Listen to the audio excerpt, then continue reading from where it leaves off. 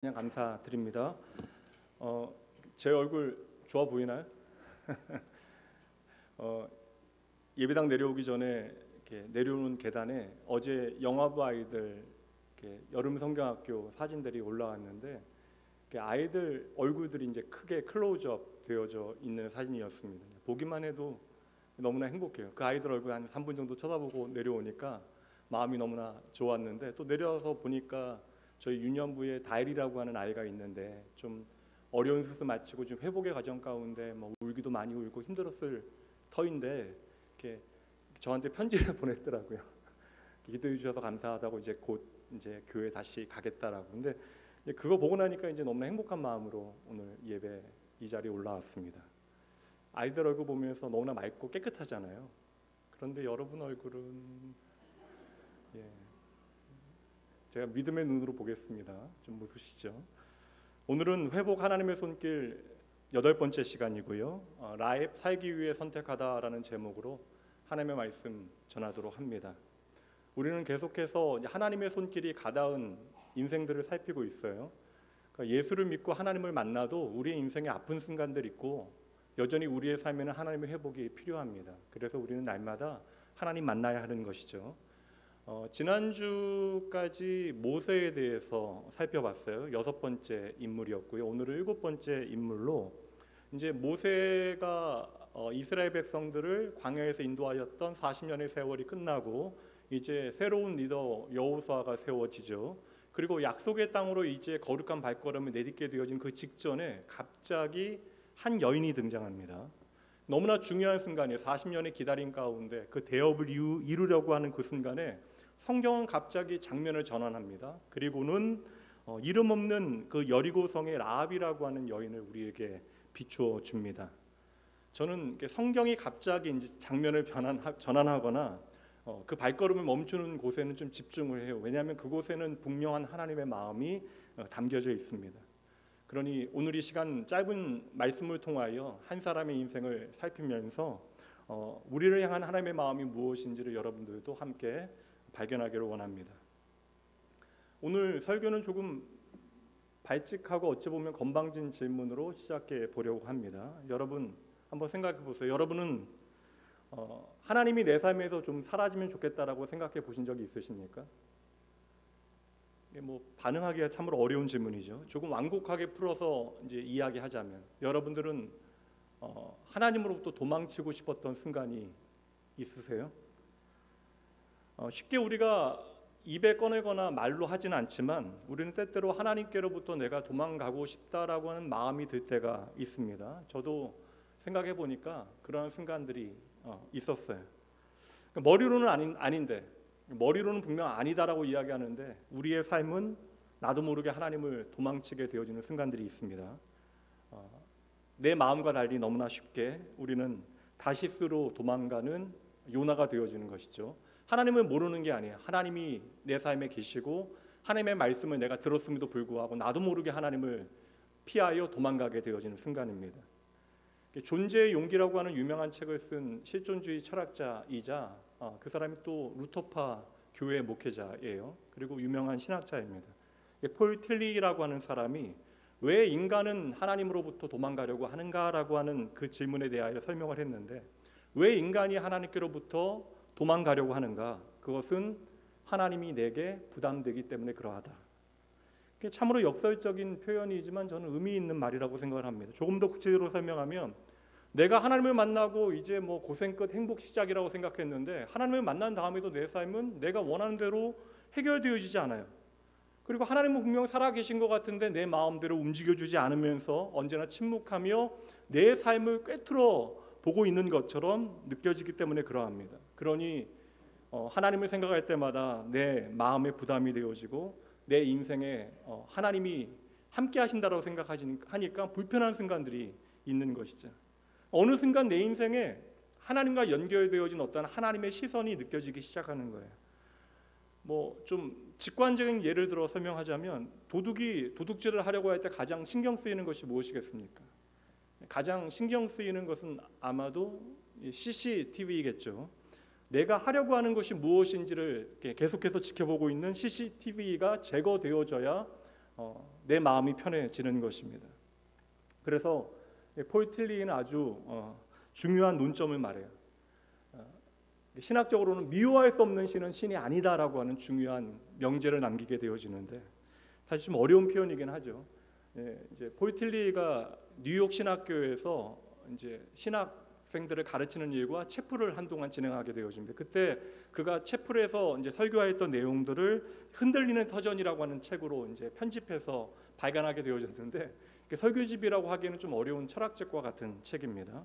간혹 이제 제가 설명드리면 책을 사시고 어렵다고 하시는 분들이 계셔서 이 책은 그냥 아예 어려운 책이에요. 읽으시면 어려울 수 있으니까 권해드리진 않지만, 이 이제 흔들리는 터전이라고 하는 책에서 하나님으로부터 이제 도망가는 인생들에 대해서 설명을 합니다. 하나님으로부터 도망치려고 해본 경험이 없는 사람은 참으로 하나님을 경험해 본 적이 없는 사람의 가능성이 높다라고 하는 이야기를 합니다. 그러니까 우리는 원하는 게 있어요. 내 마음에 꼭 맞는 하나님을 원합니다.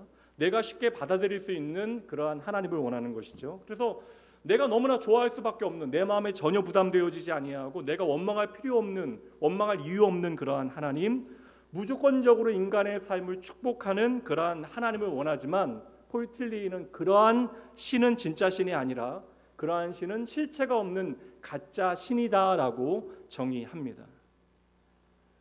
여러분, 우리는 당황하게 되어지죠. 예수 믿고 말씀드린 대로 신앙생활 하게 되어지면 내 인생 다 잘 될 것이라고 생각하는데, 오늘 교회에 와서 이 자리에 내려올 때까지만 해도 긴급한 기도 제목을 벌써 4-5개 들었습니다. 예수를 믿는 성도의 삶에도 예기치 않은 일들, 우리가 기대하지 않은 일들이 벌어집니다. 물론 눈물을 흘리면서도 하나님께서 나를 사랑하십니다라고 고백하는 것이 성도의 삶이지만, 때때로 우리의 삶에 내가 원하지 않는 어떠한 삶의 형편에 처하게 되어질 때마다 하나님이 때로는 원망스럽기도 하고, 하나님이 내 삶에 왜 이러한 일들을 행하시는가 이해하지 못하는 순간들이 있죠. 여러분, 먼저 기억하셔야 돼요. 하나님은 인간의 모든 존재와 그 삶의 깊이를 꿰뚫어 보시는 하나님이십니다. 하나님은 우리의 모든 수치와 우리가 감추고 싶은 악함조차, 내가 인식하지 못하는 마음의 문제조차 다 알고 계시는 분이 하나님이시죠. 하나님은 우리가 흔들리는 토대 위에서 세상에 그릇된 것들을 붙들고 그것이 나의 생명이라고 거짓 가운데 믿고 살아가는 우리의 모든 불안을 아시고 그 마음의 중심을 꿰뚫어 보시니, 하나님을 제일 사랑한다라고 이야기하면서 하나님은 내가 가장 사랑하는 분이 아니라고 하는 사실을 하나님께서 너무나 잘 알고 계시니, 우리 입장에서 생각하면 그러한 하나님이 때로는 너무나 불편하게 여겨지는 것입니다. 그래서 많은 이들이 때로는 하나님을 떠나려고 하는 것이고, 심지어 지난 한 세기 역사 가운데 실존주의 철학에서는 그러한 신은 죽어야 한다라고, 신은 죽었다라고 선언하는 것으로부터 그러한 신을 인간의 삶으로부터 지워내는 작업에 열정을 다했던 것입니다. 자, 앞서 폴 틸리의 이야기, 미워할 수 없는 신은 신이 아니다라고 하는 그 이제 명제요. 이 명제는 도리어 우리에게 신앙이 무엇인가를 보여주는 중요한 명제가 되어져요.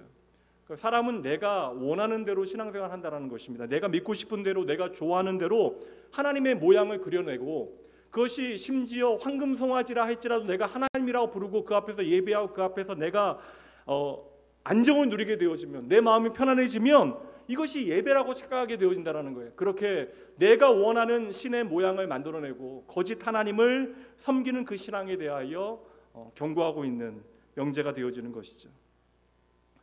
다들 인간의 본성이라고 하는 것, 본능이라고 하는 것은 동일해요. 좀 편하게 잘 먹고 안전하게 내 삶을 잘 살면 좋겠다. 잘 먹고 잘 살면 좋겠다. 그래서 내가 원하는 대로 내 인생 살아가고, 그리고 하나님께서 내가 원하는 모양으로 내 인생 살아가기 위하여 내게 필요한 것들을 잘 공급해 주시면 우리에게 최고의 하나님이 되시는 거예요.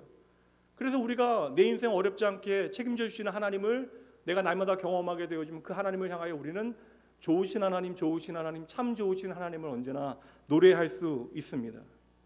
그런데 성도 여러분, 우리가 막상 예수를 믿고 교회 안에 들어와서 신앙생활 하다 보니까 성경이 보여주고 있는 기독교 진리, 하나님에 대한 그 진리는 우리가 뭐 생각 없이 룰루랄라 부를 수 있는 노래가 아니라는 사실을 깨닫게 되어져요. 말씀 앞에 나아가면 나아갈수록 기독교 신앙이 보여주는 것이 우리에겐 참으로 버겁고 어렵게 느껴지는 순간들이 있다는 것이죠. 성경이 우리에게 보여주는 것은 무엇입니까? 우리가 하나님의 형상대로 창조되어진 엄청난 하나님의 사랑받는 존재의 영광을 비추어 주지만, 이내 우리는 하나님을 버리고 떠난 그러한 죄의 문제와 인간의 참상을 말씀을 통하여 확인하게 되어지죠. 그래서 성경은 우리가 결코 하나님의 심판을 피할 수 없는 어떠한 절망적인 존재임을, 그리고 비극 가운데 살아가고 있는 인생임을, 그렇게 빛을 알지 못하는, 빛을 미워하는 어둠 가운데 속해 있는 인생임을 말씀하고 있는 거예요. 그러니 결국 우리는 아담과 함께 하나님을 피해 그 나무 뒤에 숨을 수밖에 없는 인생들인 것이죠. 제가 예전에 장례 예배를 부탁받아, 목사가 장례 예배 부탁받는 건 당연한데 그 장례 예배가 이제 개 장례 예배였어요. 자식과 같이 아끼던 개가 죽었으니, 이거 여러분 반려동물을 키우시는 분들은 아시잖아요. 그러니까 저희 집에 이제 강아지도 눈이 이제 보이지 아니하고 이제 그래요. 이제 갈수록 이제 떠날 날이 멀지 않았다. 그러니까 이게 저는 그 생명을 책임진다는 일이 얼마나 좀 벅차고 힘든 일일까. 볼 때마다 마음이 너무나 불편하고 막 그래요. 제가 먹던 수박도 잘라서 이제 입에 넣어주고, 조그맣게 씹던 고기도 좀 넣어주고, 이제 떠날 날이 많이 남지 않은 것 같아서. 근데 뭐 그렇게 저하고 비교하지 않을 정도로, 못할 정도로 개를 아끼는 가정이니까 이제 키우는 개가 죽었으니 이제 장례 예배를 부탁하신 거예요. 어떻게 했을까요? 제가 20, 30대만 해도 안 갔을 것 같아요. 그런데 이제 갔습니다. 청함이 있으니까 갔어요. 이게 목사를 불러준다라는 것은 목사가 필요하다는 것이니까 갔습니다. 교회 나오긴 했지만 평생을 예수 없이 살아갔어요. 기독교의 진리가 무엇인지, 그러니까 예수님을 내가 만나고 교회에 나오긴 했지만 여전히 기독교의 진리가 무엇인지 제대로 알지 못하고, 그리고 그분은 당장 벌어진 일이 그분께는 절대적인 절망의 이야기잖아요. 그러니까 마땅히 그분을 위하여 가서 기도해 드리는 것, 함께 예배하는 것은 전 좋은 일이라고 판단을 했습니다. 그리고 장례 예배를 드리진 않고요, 개 대신에 남은 주인을 위하여 기도했습니다. 여러분 생각해 보세요. 평생을 하나님과 상관없이 인생을 살아왔습니다. 그렇게 세상의 가치에 따라 내 인생 살아오다가 교회에 나오게 되어졌어요. 그러니까 예수를 믿겠다라고 내가 결단하긴 했지만 내가 살아왔던 모든 세상의 가치를 한순간에 버릴 수는 없는 것입니다. 그러니까 천국에서라도 이 강아지 이제 보기를 원하는 거예요. 그러니까 나름의 뭐 불교의 천도제 같이 목사가 그 개를 좀 천국으로 인도해 주기를 바라는 마음이 있을 수도 있죠. 근데 제가 그곳에서 개는 영혼이 없으니 결코 이제 죽어서도 천국에 가서도 보실 수 없습니다, 그 얘기 하면 되겠어요? 그럼 뭐 성경 공부 시간이 아니잖아요. 그분께 필요한 것은 당장 위로죠. 그리고 시간이 지나면 그분도 기독교의 진리가 무엇인지를 깨닫게 되어질 것입니다. 제가 목회 경험을 통하여 깨닫게 되어진 사실이 하나 있다면, 자기 중심적인 왜곡되어진 신앙도 시간이 지나면 진리의 성령 안에서 변하게 되어진다는 거예요. 다 자라게 되어진다는 것입니다. 그래서 목회자에게 가장 중요한 사명은 바로 이 말씀을 제대로 전하는 사명이다. 이 사역을 정말 부족해도 열심을 다하여 감당해야겠다라고 저는 생각을 합니다. 근데 또 하나 반대로 제가 또 목회 현장에서 깨닫게 되어진 실천적인 어떠한 사실 하나는, 변하는 교인들도 있지만, 시간의 흐름에 따라 그 신앙이 아름답게 변하는 교인들도 있지만 끝까지 변하지 않는 것처럼 보이는 사람들도 있다는 것입니다. 여러분, 변화라고 하는 것이 언제 시작되어지는가를 아셔야 돼요. 변화라고 하는 것은 그냥 시간이 흘러간다라고 여러분 시작되어지는 것이 아닙니다. 변화는요, 문제가 무엇인지를 인식하게 되어질 때 시작되어지는 거예요. 그러니까 변화는 문제를 깨닫게 되어질 때 시작되어지는 것이다. 역사상 있었던 모든 개선과 발전의 자리는 먼저 문제에 대한 깨달음이 있었어요. 문제에 대한 인식이 있을 때 그 자리에 변화의 이야기는 시작되어졌습니다. 내 삶이 예수 그리스도의 은혜 가운데 하나님과 연결되어지고 하나님에 대하여 내가 의식하기 시작할 때, 여러분 이 예배당에 와서 이 예배라고 하는 종교적인 의식에 참여할 때뿐만 아니라 하나님과 내가 가까워지고 내 삶의 자리에서 하나님이 의식되어질 때, 다시 말하면 하나님에 대한 두려움이 내 삶에 시작되어질 때, 우리는 그것을 고상하게 경외라고 하는 표현을 사용하는데, 그렇게 내 삶에 하나님에 대한 의식함을 통하여 하나님을 경외하는 마음, 하나님을 두려워하는 마음이 시작되어질 때 내 인생은 변화가 시작되어진다는 것이죠. 그러니 당연히 여러분, 이전에 살아왔던 삶의 방식과는 전혀 다른 삶을 살아야 돼요. 그러니 이전이 내가 살아왔던 삶의 방향, 여러분 그 방향과 다른 방향으로 내 삶을 바꾸기 위해서는 그 탄성, 여전히 내가 살아가려는 세상의 탄성을 이겨내려고 하는 반대되어지는 힘이 요구되어지는 것입니다. 당연히 그러니 하나님의 요구는 내게 부담이 되어지는 것이고, 언제나 하나님의 말씀은 때로는 나에게 불편하게 느껴져야 하는 것이죠. 그냥 말씀은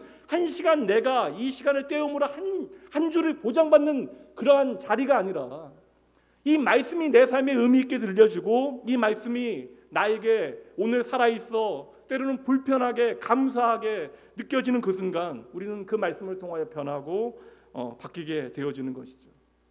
그래서 여러분, 우리가 오늘 내 삶의 자리에서 하나님을 어떻게 느끼고 있는가, 하나님을 어떻게 경험하고 있는가는 너무나 중요한 문제예요. 이 자리에 나와서 우리가 하나님을 예배하는 것은 너무나 당연한 일이고요.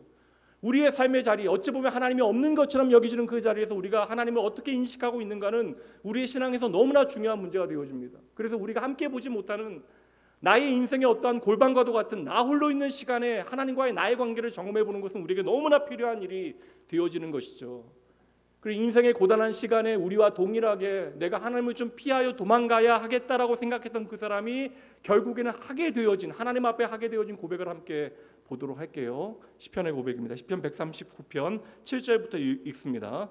내가 주의 영을 떠나 어디로 가며 주의 앞에서 어디로 피하리이까? 내가 하늘에 올라갈지라도 거기 계시며 수월에 내 자리를 펼지라도 거기 계시니이다. 하나님께로 도망가고 나니까 이게 참 얼마나 역설적이에요. 하나님께로부터 도망가고 나니까 하나님이 어디에나 계시다는 사실을 내가 깨닫게 되어졌다. 내가 새벽 날개를 치며 바다 끝에 가서 거주할지라도 거기서도 주의 손이 나를 인도하시고 주의 오른손이 나를 붙드십니다.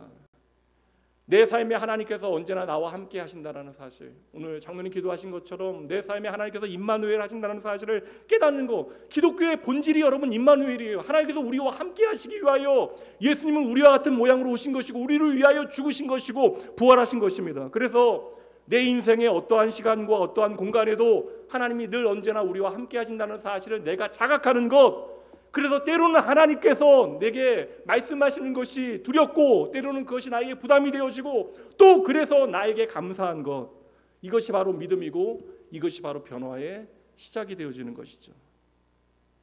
그러니 여러분, 인생 살면서 우리의 삶에 더 많은 것들을 내가 가지게 되어져서 내가 세상 살아가면서 두려워하는 것 아무것도 없어지는 것 결코 우리에게 복이 아닙니다. 인생 살아가면서 두려운 것 하나도 없는 것, 여러분, 이것이 결코 우리의 자랑이 되어질 수 없다라는 거예요. 폴 틸리의 말대로 이야기하면 하나님을 두려워하지 않는 삶은 바로 하나님이 없는 삶이기 때문에 그러한 것이죠.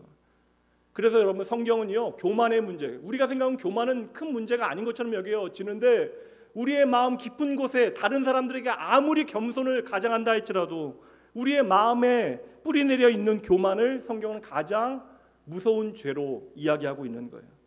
왜요? 교만은 우리의 인생에 하나님을 보이지 않게 만들어버려요.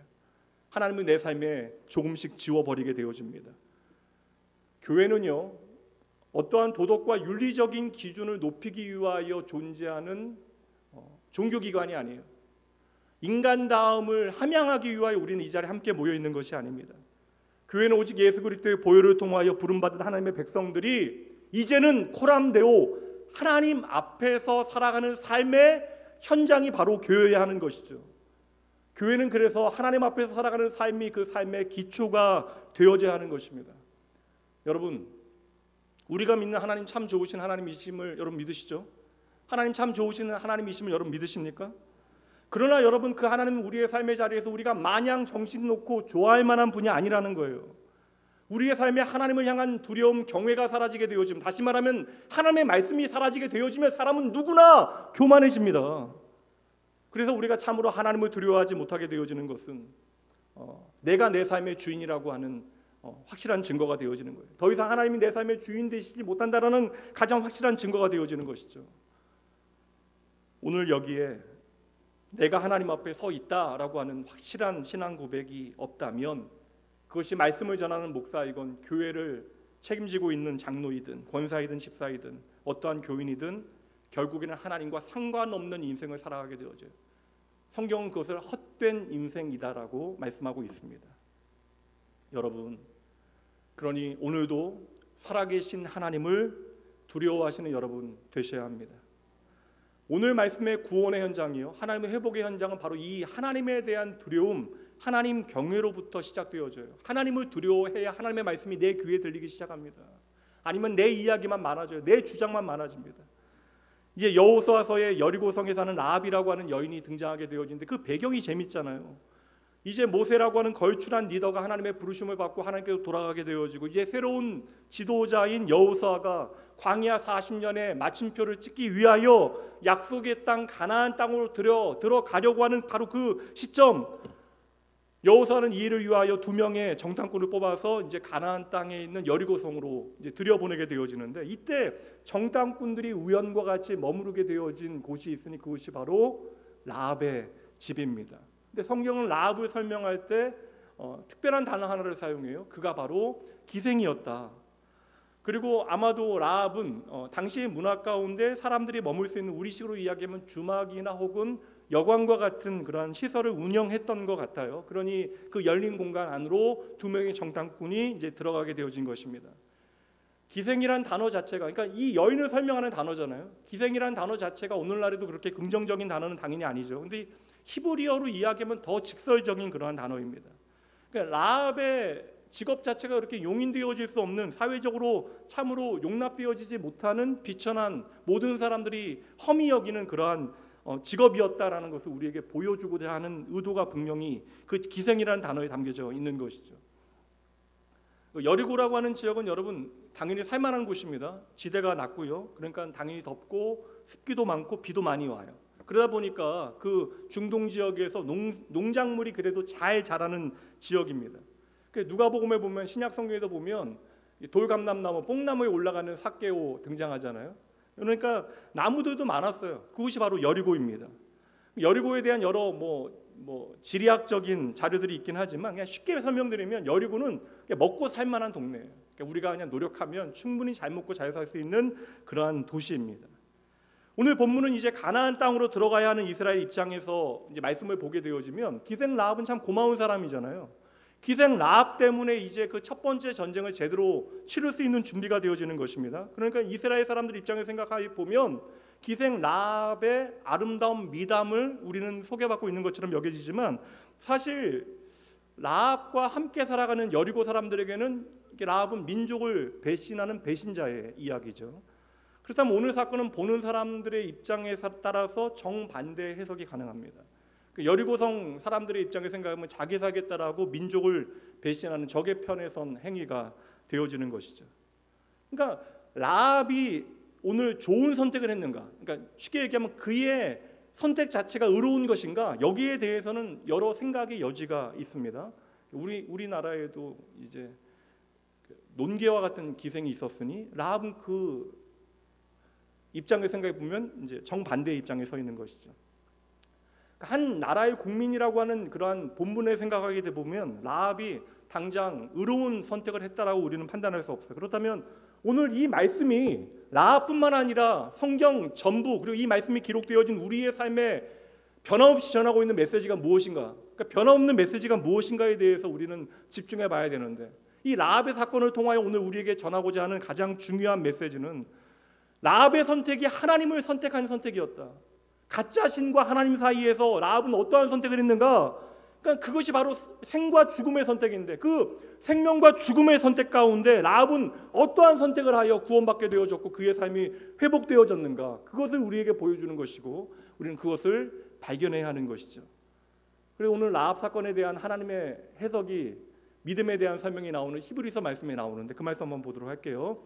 아침 시간이니까 함께 한번 읽어보도록 할까요? 11장 31절입니다. 믿음으로 기생 라합은 정탐꾼을 평안히 영접하였으므로 순종하지 아니한 자와 함께 멸망하지 아니하였다. 그러니까 여러분 잘 보세요. 라합은 원래 운명이 어떻게 되어진 여인이에요.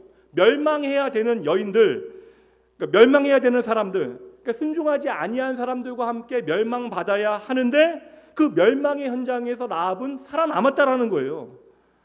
그러니까 이게 여러분 생각해 보세요. 우리가 생각하기에는 좀 이런 전쟁의 이야기나 아픔의 이야기 생각해 보면 아유 안타깝다, 아프다. 물론 당연하죠. 한 인간의 고통의 문제, 아픔의 문제는 여러분 가벼운 문제가 아닙니다. 그 아픔의 실존에 우리가 함께 하게 되어지면 당연히 아파해야 돼요. 슬퍼해야 됩니다. 비참한 인간의 현실에 대해서 우리가 고뇌해야 돼요. 그러나 여러분 생각해 보세요. 우리가 조금 더 우리의 생명을 유지하고 조금 더 잘 먹고 잘 산다 한들 결국 그것이 10년이 됐건 20년이 됐건 50년이 되어졌건 언젠가는 우리는 죽음이라고 하는 현실에 맞닥뜨리게 되어져요. 그러니까 오늘 내가 여리고성에서 잘 먹고 잘 산다 한들 하나님 없는 그들의 마지막은 멸망뿐인데 라합은 그 죽음의 현장 가운데 생명을 선택했다라는 거예요. 그 생명의 선택이 바로 하나님을 선택한 일이었다. 이건 너무나 당연한 일이죠. 그럼 여기서 중요한 질문은 무엇입니까? 무엇이 여리고 성에서 라합만이 하나님을 선택하게 만들었나? 그의 삶에 이러한 변화를 가져온 원인이 무엇이었나? 그 여리고의 기생이 어떻게 하나님의 편을 선택하였는가? 이것이 가장 중요한 질문이 되는 것이죠. 그럼 그녀의 입을 통해서 듣는 것이 가장 확실하니 먼저 라합이 자신의 집에 숨어든 정탐꾼들에게 전하는 말을 한번 들어보세요. 9절과 10절입니다. 말하되 여호와께서 이 땅을 너희에게 주신 줄을 내가 아노라. 우리가 너희를 심히 두려워하고 이 땅 주민들이 다 너희 앞에서 간담이 녹나니 이는 너희가 애굽에서 나올 때에 여호와께서 너희 앞에서 홍해 물을 마르게 하신 일과 너희가 요단 저쪽에 있는 아무리 사람의 두 왕 시온과 옥에게 행한 일 곧 그들을 전멸시킨 일을 우리가 들었음이니라. 뭐라고 이야기해요? 우리가 당신들을 이미 두려워하고 있습니다. 저는 여호와께서 하나님께서 여러분을 통하여 지난 40년 동안 행한 일들에 대하여 들어서 이미 알고 있습니다. 우리 모두가 그 일을 듣고 간담이 녹았습니다. 저는 하나님께서 이 땅을 여러분들에게 주신 것을 압니다. 그리고 나서 이어서 11절 말씀에 다시 한번 반복을 해요. 우리가 듣자 곧 마음이 녹았고 너희로 말미암아 사람이 정신을 잃었나니 너희의 하나님 여호와는 위로는 하늘에서도 아래로는 땅에서도 하나님이시니라. 그러니까 모든 지금 여리고 성 안에 있는 사람들이 이스라엘 백성들의 하나님에 대하여 듣고 마음이 녹았는데 문제는 그녀가 마지막에 하는 고백입니다. 너희의 하나님이 하늘에서도 하나님이시듯 땅에서도 하나님이시고 너희의 하나님이 바로 우리의 하나님이십니다. 나의 하나님이십니다. 여러분, 믿음이라고 하는 것이 얼마나 신비로워요. 우리가 그냥 습관에 따라 이 자리에 와서 앉아있는 것처럼 여겨지지만 세상의 많은 사람들 가운데 우리가 왜 이 자리에 앉아서 하나님을 예배하고 있습니까? 지난 40년 동안 하나님께서 이스라엘 백성들에게 행하신 일들에 대하여 여리고성에 있는 모든 사람들이 함께 듣고 이제 이스라엘 백성들이 여리고를 향하여 오는 것을 바라보면서 모두가 함께 두려워하고 있는데 그 두려움의 결과로 다른 사람들은 어떻게 합니까? 그 두려움의 결과로 문을 닫아버리잖아요. 자신들의 마음의 문을 닫아버리는데 여기서 한 여인은 하나님에 대하여 듣고 알게 되어졌고 도리어 닫힌 자신의 마음의 문을 하나님을 향하여 열었다라는 거예요. 하나님에 대하여 내가 모를 때에는 그냥 아무 생각 없이 살았습니다. 그냥 잘 먹고 잘 살면 되죠. 남들이 뭐라고 하건 그냥 내가 돈 벌어서 먹고 살면 되는 것입니다. 근데 내가 하나님에 대하여 듣게 되어지고 하나님에 대하여 알아가니까 어느 날부터 내 간담이 서늘해졌다라는 거예요. 하나님 앞에서 내 인생에 대하여 돌아보게 되어지니까 너무나 두려워진 것입니다. 이 간담이 서늘해진 것, 이 두려움의 감정이 바로 변화의 시작이 되어지는 것이죠. 그럼 이 자리에 있는 여러분들에게 묻습니다. 그렇다면 여러분들은 하나님에 대해서 알고 계십니까? 하나님 앞에 내 삶을 비추게 되어질 때마다 어쩔 줄 몰라 하고 나도 모르게 간담이 서늘해지세요. 내가 하나님의 말씀을 성경을 통하여 들을 때마다 그 말씀으로 인하여 두려워지는 그리고 내 마음이 불편해지는 것을 여러분 경험하십니까? 내가 예수를 믿노라 하고 교회에 다니면서도 내 인생의 어떠한 순간에도 살아계신 하나님에 대한 두려움이 없다면 여러분, 그러한 무뎌진 신앙생활하는 우리의 손가락으로 라합이 기생이라고 탓하면 절대 안 되죠. 이제 라합은 하나님의 말씀 앞에서 하나님을 만나게 되어지고 스스로 하나님을 선택하고 그 결과 구원받아 하나님의 자녀답게 살아가게 되어질 것입니다. 오늘 기생 라합의 스토리의 핵심을 우리가 봐야 돼요. 기생 라합을 통하여 여리고의 문이 열렸습니까? 아니에요. 여리고성이 무너지는 현장은 기생 라합과 그리고 이스라엘 백성들 그리고 여호수아의 노력과는 전혀 상관없는 것입니다. 저는 도리어 왜 기생 라합의 이야기가 오늘 등장하고 있을까? 멸망받아야 되는 그 땅에 왜 한 영혼에 대한 이야기를 하나님께서 우리에게 들려주실까? 여러분, 하나님 없는 땅에도요 하나님에 대하여 알게 되어지니까 하나님께 생명을 거는 사람이 생겨났다라는 거예요. 우리가 하나님을 참으로 알게 되어지면 하나님께 내 생명을 거는 것이 바로 믿음이다. 하나님을 경외하게 되어질 때 여러분 도리어 우리는 세상의 칼날을 두려워하지 않게 되어지는 것이죠. 라합의 변화는 하나님에 대해서 들은 것으로부터 시작되어져서 그의 삶에 변화가 시작되어지는데, 그 변화는 간담이 서늘해지고 정신을 잃을 정도로 두려움 가운데 하나님 앞에서 내 자신을 먼저 돌아보았기 때문에 시작되어진 일입니다. 저는 그래서 이것이 바로 회심의 터닝포인트이다. 예수 제대로 믿는 사람들은 이 회심의 터닝포인트들이 반드시 필요해요. 어제 한 성도님과 잠시 교제를 나누는데, 그분이 이제 수십 년 전에 교회에 다니게 되어졌을 때 그냥 교회에 나갔대요. 억지로 교회에 나갔는데 어느 날 사형수의 죽음의 순간에 그가 드렸던 고백에 대한 이야기를 전해 듣고, 그날 인생에 있어서 그렇게 펑펑 울어본 적이 없대요. 사람들 시선도 보이지 않고 그냥 펑펑 우셨대요.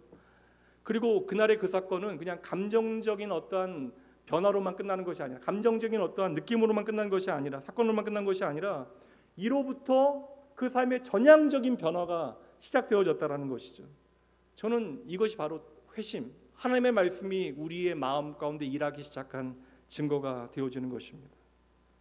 성경은 라합에 대해서 우리에게 많은 이야기 들려주지 않아요. 사실 라합이 이후로 어떻게 살았는지에 대해서 우리는 전혀 몰라요. 그러나 중요한 것은 이제는 이 라합이 하나님 없는 이방인의 삶을 살아간 것이 아니라 하나님의 편을 선택하여 하나님의 백성으로 살아가게 되어졌다는 것이죠. 이 그리고 참 너무나 놀라운 스펙트럼을 우리에게 보여주는 것이, 멸망받아야 되는 그 땅에 하나님의 구원받는 하나님의 백성이 있었다라는 것을 통하여 하나님의 은혜의 범위가 무엇인지를 우리에게 비춰주는 것이죠. 그래서 오늘 이방인이었던 우리가 예수 그리스도 안에서 하나님을 예배하고 있는 것입니다. 오늘 사건 이후로 라합은 사라져요. 그리고 성경에 단 한 번 등장하는데 그 현장이 아주 대박입니다. 참 놀랍고 신비로워요. 신약 성경이 시작되어지는 그곳에 있습니다. 마태복음 1장 5절. 살몬은 라합에게서 보아스를 낳고, 보아스는 루색에서 오벳을 낳고, 오벳은 이새를 낳고, 이새는 바로 다윗의 아버지죠. 이후에 라합은 살몬이라고 하는 유다 지파의 족장과 결혼을 하게 되어져요. 사실 말이 안 되잖아요. 그래서 이 살몬이라고 하는 사람을 그 두 명의 정탐꾼 가운데 한 명으로 보기도 하는 거예요. 중요한 사실은 여리고성 안에서, 그 안에서도 비참한 인생을 살아갔던 무명의 여인이 이스라엘 백성들이 약속의 땅으로의 여정 가운데 결정적인 역할을 감당하게 되어지는데, 중요한 것은 이후로 사라졌던 그녀의 이름이 어디에 등장해요? 바로 이 땅을 구원하실 예수 그리스도의 족보, 예수님께서 이 땅에 오시게 되어지는 그 통로에 그녀의 이름이 등장하고 있다는 것입니다. 오늘 말씀 이후에 성경은 더 이상 그녀의 삶을 우리에게 비춰주지 않지만, 그녀는 하나님의 백성이 되어지고 유다 지파에 속하게 되어지고 믿음의 가정의 어머니가 되어지고, 그래서 예수 그리스도께서 이 땅에 오시는 그 하나님의 은혜의 통로가 되어졌다는 것이죠. 여러분, 이 변화가 바로 하나님의 회복입니다. 물론 오늘 저와 여러분의 삶의 자리는 라합의 삶의 자리와는 완전히 달라요. 근데 저는 여러분들에게 되려 묻고 싶습니다. 정말 우리는 라합과 다릅니까? 라합이라고 하는 이름과 관계되어진 좀 재미난 이야기 하나 들려드릴까 해요. 라합이라고 하는 뜻 자체가 넓다라고 하는 뜻인데, 여기는 좀 다른 뜻이 있습니다. 많다, 넓다라고 하는 것은 좀 두려움의 대상이 되어져. 고대 사람들에겐 당연한 일이죠. 욥기 9장 말씀에 보면 라합의 이름이 등장하는데요. 욥기 9장 13절 말씀 봅니다. 하나님이 진노를 돌이키지 아니하시나니 라합을 돕는 자들이 그 밑에 굴복하겠거든. 여기에 라합 똑같은 이름이 등장을 합니다. 그런데 이 라합을 하나님께서 이제 무너뜨리시겠다, 깨뜨리시겠다라는 말씀이 이제 나오거든요. 이 라합이라고 하는 그 단어는요, 고대 근동 지역에서는 이제 바다 괴물을 의미하는 거예요. 이 바다라고 하는 것이 사실 죽음의 대상입니다. 왜냐하면 두려움의 장소에 보이지 않으니까. 그래서 이 어두운 바다가 이제 신약 성경에서도 이제 두려움의 대상이었다가 요한계시록에서는 수정과 같이 맑아져요. 그래서 이게 하나님의 생명이 되어지는 그런 과정을 우리에게 보여주는데, 그래서 이 바다에 사는 괴물의 이름이 라합이었다.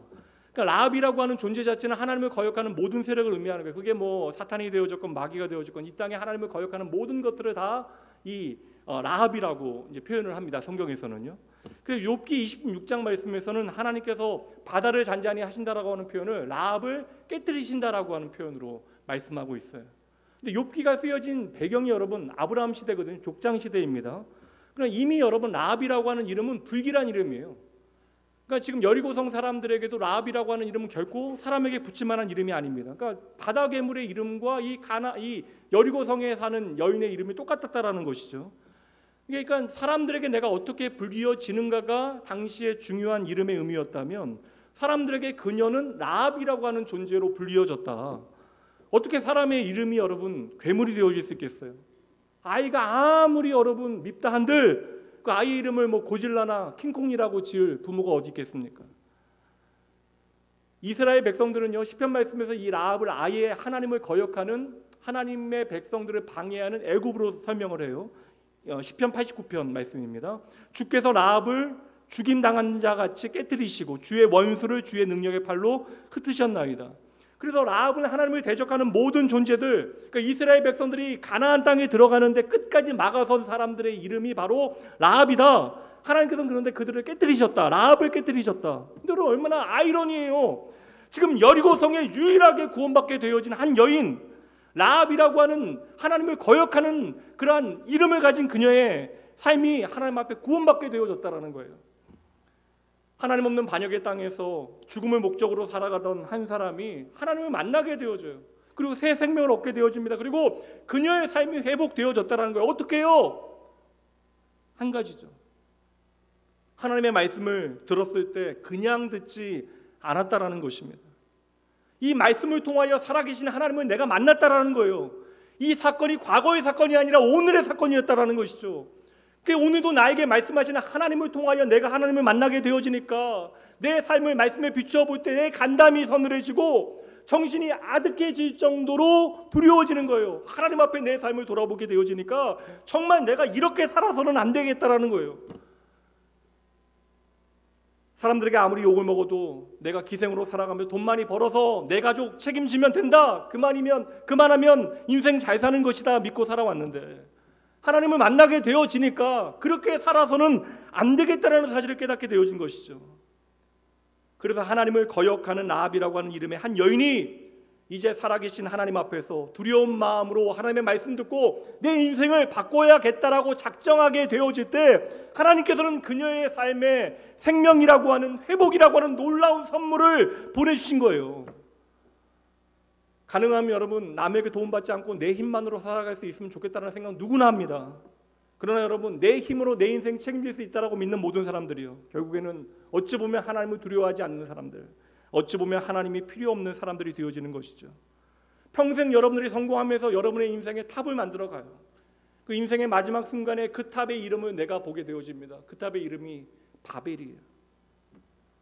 여러분 지난 날보다 오늘 그래도 잘 먹고 잘 살게 되어졌는데 그래서 여러분의 삶에는 진짜 샬롬이 있습니까?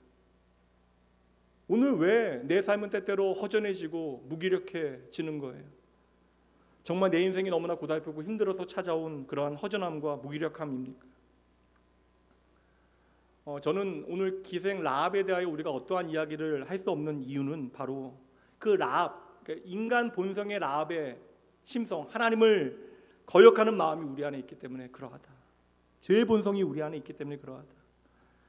여러분 여리고의 라합이 그냥 자신의 삶의 방식을 따라 살아가게 되어지면 좀 더 잘 살 수는 있습니다. 그러나 그 결국은 멸망이고 죽음뿐이지만 어느 날부터 내 귀에 들려졌던 하나님의 말씀을 내가 진지하게 듣고 하나님의 말씀을 통하여 오늘 내 삶을 돌아보고 그리고 내 삶을 변화시키겠다라고 내가 다짐하게 되어질 때 그 삶의 하나님의 회복의 이야기는 시작되어지는 것이죠.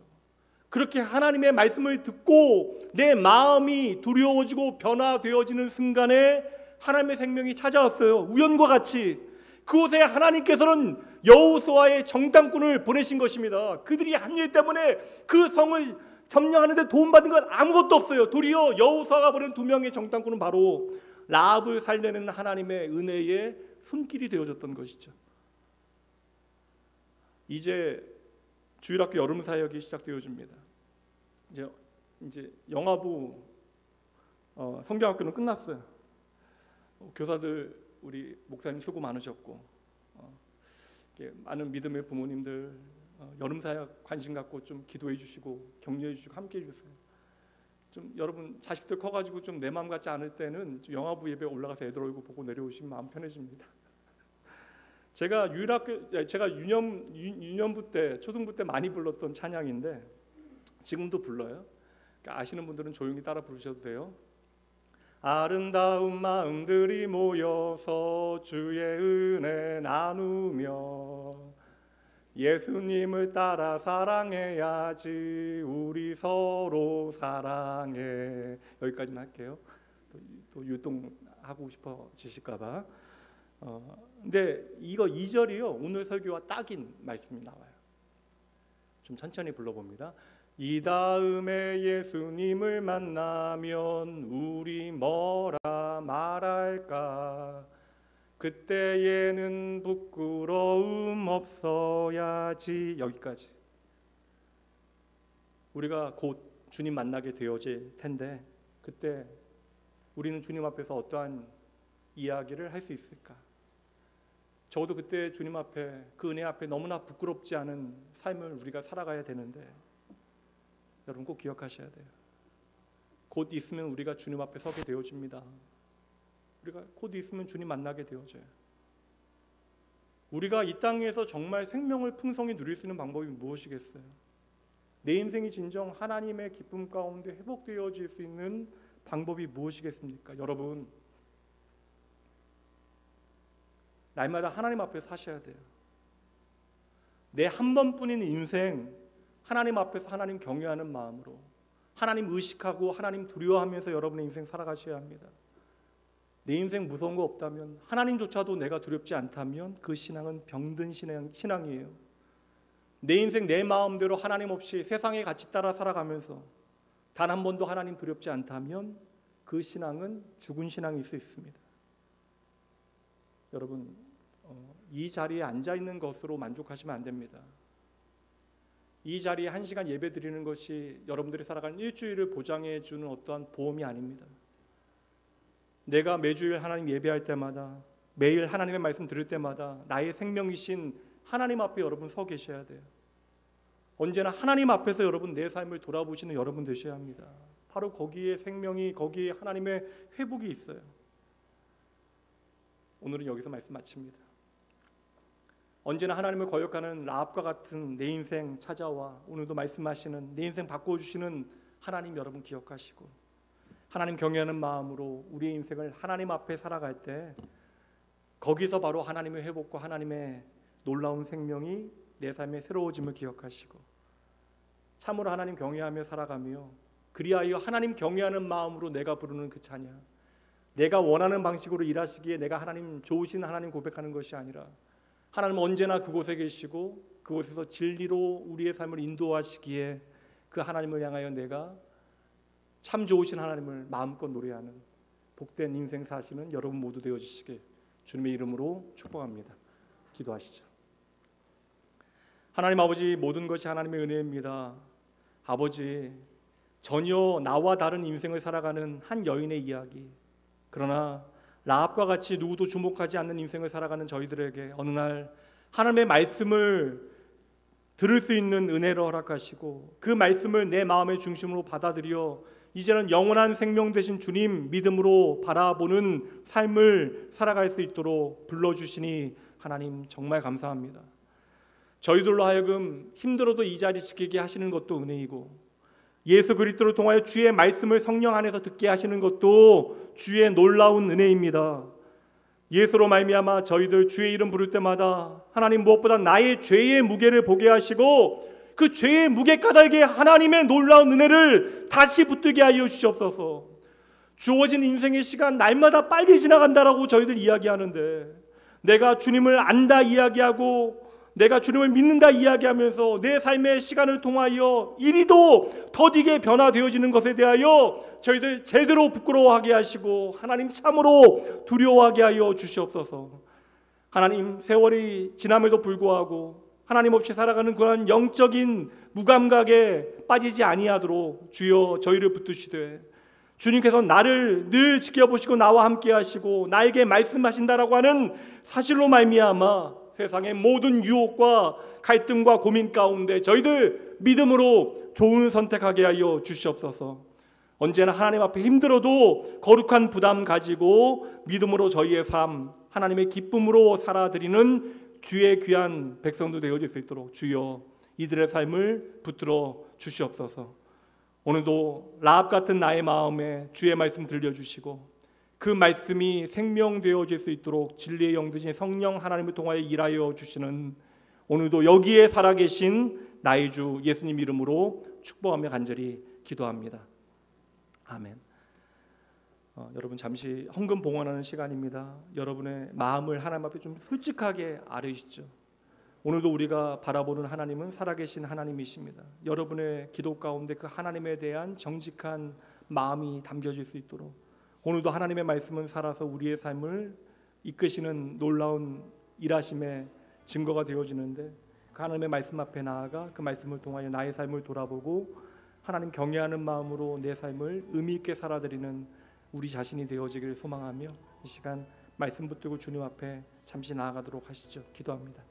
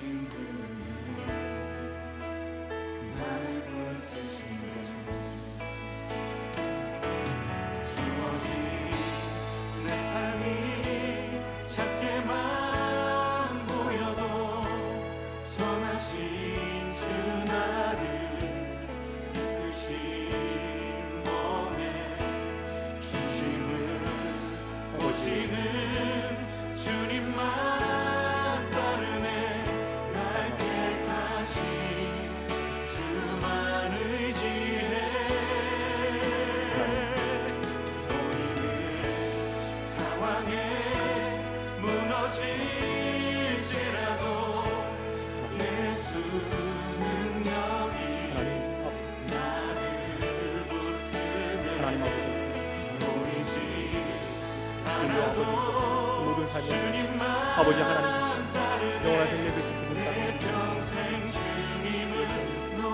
늘 언제나 주님과 동행하니 아버지 제대로 살아갈 수 있도록 주님 함께 하시고 은혜도 하시고 아버지 풍성하여 질 수 있도록 주님 인도하여 주시옵소서. 하나님 오늘도 우리의 삶에 함께 하시어 우리의 모든 염려를 아버지 주님께 온전히 맡기어 그 염려를 아버지의 기쁨과 소망의 이야기 되게 하시는 나의 주 하나님, 내 삶의 유일한 소망이 바로 하나님이심을 저희들 다시 한번 말씀을 통해 확인하고 이 시간 저희의 믿음의 고백에 합당한 이 물질 주님께 올려드립니다. 하나님, 내가 진정 의지하고 싶은 분이 하나님이심을 마음 다하여 고백하며 저희의 삶 전체를 통하여 하나님께서 기뻐 받으실 만한 인생 되어지기를 소원하오니 주여 저희의 삶에 친히 함께 하시어 내 삶의 승리의 비결이 바로 예수 그리스도의 복음에 있음을 잊지 아니하고 그 복음을 내 삶으로 내 삶의 능력으로 살아내는 귀하고 복된 주의 자녀들 되게 하여 주시옵소서. 저희들 또다시 하나님의 은혜 가운데 새로운 한 주를 살아가게 되어집니다. 거듭난 하나님의 백성답게 믿음과 소망과 사랑을 구체적인 삶의 이야기로 살아내게 하시되 하나님이 아닌 다른 것들을 의지함으로 내 삶이 허망하여지지 아니하도록 언제나 하나님 앞에 정직하고 성실하게 믿음의 삶을 주의 약속의 말씀에 단단히 아버지와 메어놓고 하나님 앞에 살아가는 주의 자녀들 되어질 수 있도록 주여 이들의 삶을 붙들어 주시옵소서.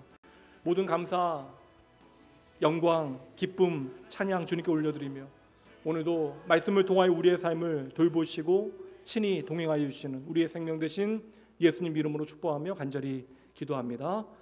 아멘. 이 시간 다 같이 일어나셔서 믿음의 가족도 함께 축복하신 후에 축도하심으로 주일 2부 예배 마치도록 합니다.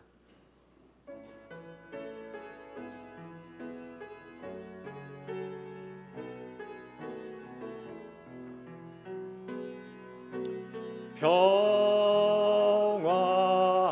하나님의 평강이 당신의 삶에 넘쳐나기를.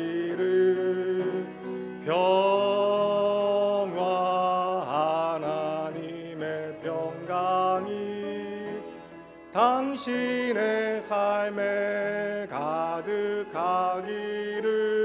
축복합니다. 이제는 우리 주 예수 그리스도의 은혜와 하나님의 사랑하심 성령 하나님의 함께하심이 언제나 우리를 구원하시려고 조금도 쉬지 아니하시는 하나님 믿음으로 바라보고 이 녹록지 아니한 세상 하나님의 말씀대로 살아가는 것이 참으로 어렵게 여겨지지만 그 말씀 때문에 오늘 내가 살아갈 수 있음을 아버지가 기억하고 하나님의 백성 그 삶의 자리에 하나님께서 언제나 함께 하실 때 도리어 하나님 없는 세상이 그 하나님의 백성을 보고 두려워하고 간담이 놓는다라고 하는 사실 기억하며 날마다 하나님 조금 더 의지하고 의식하고 하나님 앞에서 말씀 붙들고 살아가기로 이 한 시간 다시 정직하게 다짐하고 작정하는 모든 주의 백성들, 그들의 가정, 그들의 자녀와 일터 위에, 그리고 이 여름날 뜨거운 마음으로 다음 세대를 위하여 뛰고 달리게 되어질 모든 사역의 현장 위에 지금으로부터 영원까지 함께 있을지어다. 아멘.